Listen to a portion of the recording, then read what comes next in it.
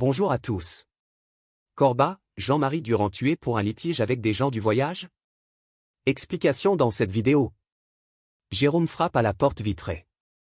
Pas de réponse. Il insiste. 2 fois, 3 fois. Sans plus de succès. Bizarre. Son père, Jean-Marie, devrait être là. Comme tous les après-midi, du reste. Depuis qu'il n'a plus de voiture, le retraité, âgé de 67 ans, est quasiment bloqué dans sa grande maison du chemin des Bruyères. À la sortie de Corba, au sud-est de Lyon. Ce samedi 13 juillet, son fils a une surprise pour lui. Un cadeau. Il lui a acheté une trottinette électrique. De quoi lui permettre de se balader au moins dans les environs. Mais où est-il passé? Jérôme appuie à tout hasard sur la clenche. La porte s'ouvre. Ça aussi, c'est bizarre. Son père, méfiant, est plutôt du genre à s'enfermer à double tour. Mais le jeune homme d'une trentaine d'années n'est pas au bout de ses surprises. « Papa, tu es là ?» appelle-t-il à plusieurs reprises. Rien. Dans le silence oppressant, il remarque soudain que le sol est inondé. Ça vient de la véranda, située à l'arrière. Jérôme va voir. Quelqu'un a cassé un carreau et ouvert le tuyau d'arrosage. Après avoir fermé le robinet, il traverse le salon encombré de meubles anciens, bibelots et autres crucifix, puis grimpe à l'étage. Là, il s'arrête, pétrifié, sur le seuil d'une des chambres. Son père gît en travers du lit, pieds et poings liés. Mort? Quelques minutes plus tard seulement. Des gendarmes de la section de recherche de Lyon et des techniciens en identification criminelle investissent la propriété. Jean-Marie Durand est né entre ces mêmes murs, et tout son destin semble se lire dans la décrépitude de la maison. On devine qu'au temps de son enfance, la Grande Bâtisse, une ancienne ferme plantée en pleine nature, non loin de l'aérodrome de Corba, avait de l'allure avec sa terrasse sur la rue, ses grilles de fer forgé et sa cour intérieure. Son père, agriculteur, cultive alors des céréales sur un vaste domaine.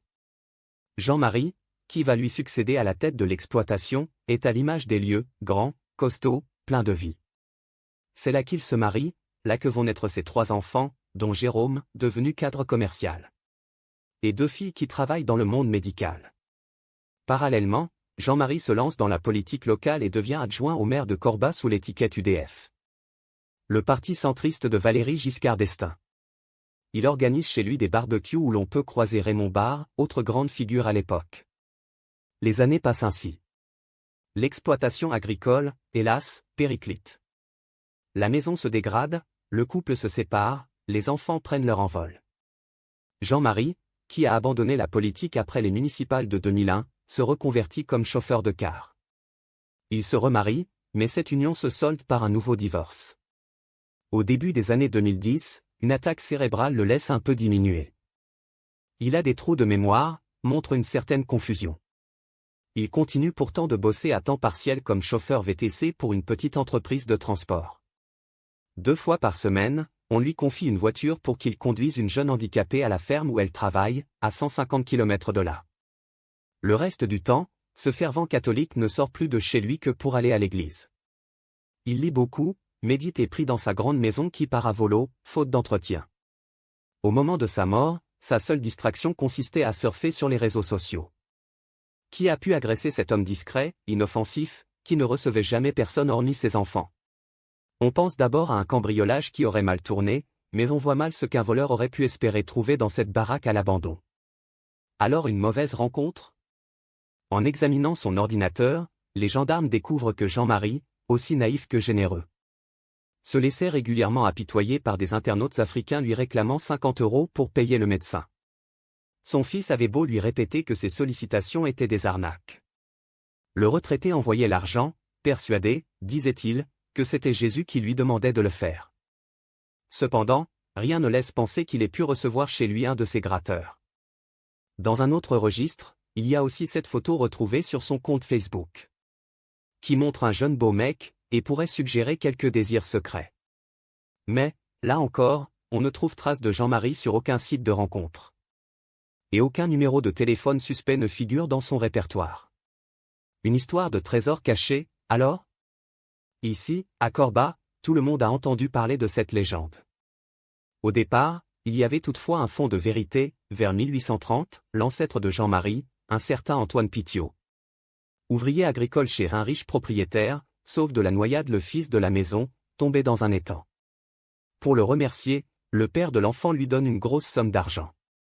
Antoine Pittiot en profite pour acheter ce vaste domaine, avec des forêts et des champs, sur lequel il fait construire la fameuse maison du chemin des Bruyères.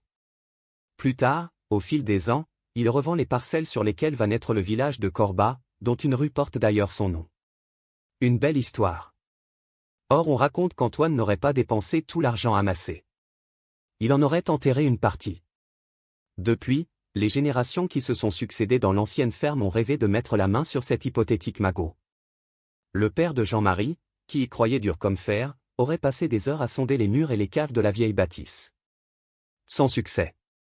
Peut-on imaginer qu'un voleur naïf se soit mis en tête de faire main basse sur le trésor?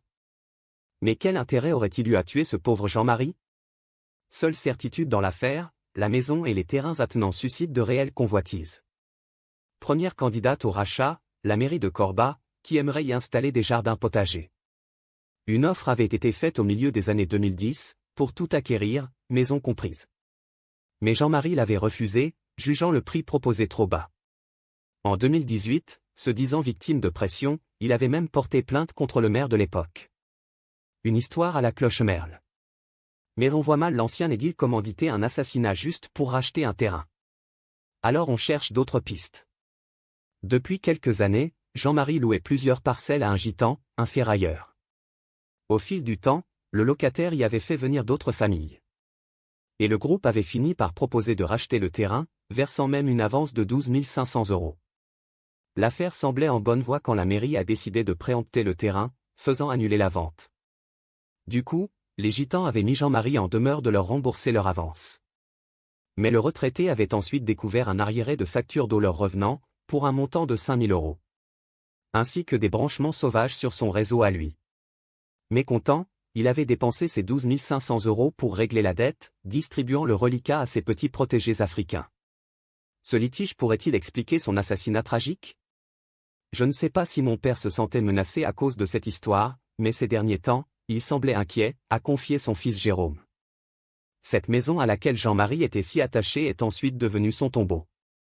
Reste à savoir qui l'a tué. L'enquête se poursuit. Affaire à suivre. Merci d'avoir regardé, n'hésitez pas à partager la vidéo avec vos amis et à vous abonner à notre chaîne pour ne manquer aucune de nos futures vidéos.